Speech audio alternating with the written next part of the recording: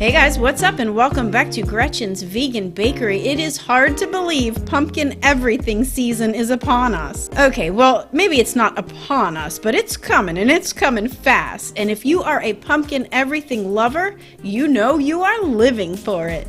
But for those who are like, no, stop, it's only August, just hear me out.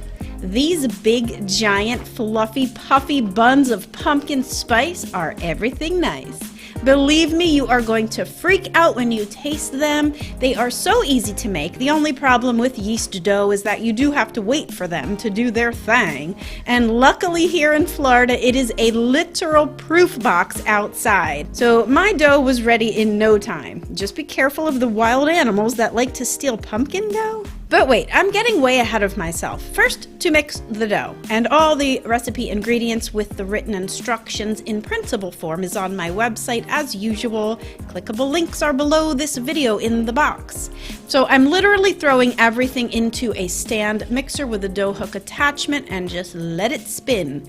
Of course, if you don't have a stand mixer, all yeast doughs can be kneaded from hand from start to finish. So I don't want to hear any excuses as to why you can't make this recipe.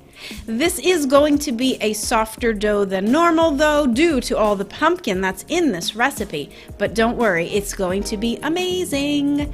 So get that dough into a lightly oiled bowl to rise in a warm spot, and this could take up to an hour depending on where you live, but for me it was closer to like 25 minutes in the literal sauna that's called Florida.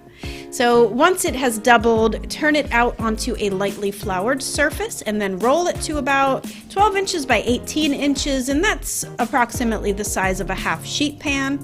Brush the entire surface with melted vegan butter, and then the sugar mixture has all the pumpkin spices in it.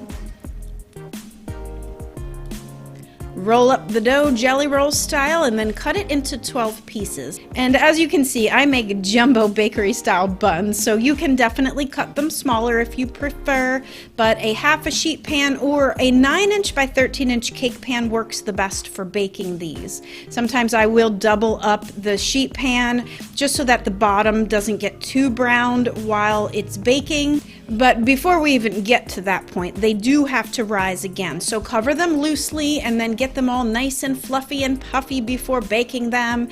So when they are done baking, just always be sure that they are done by pulling away at one of the center buns just to check that there's no raw dough in there.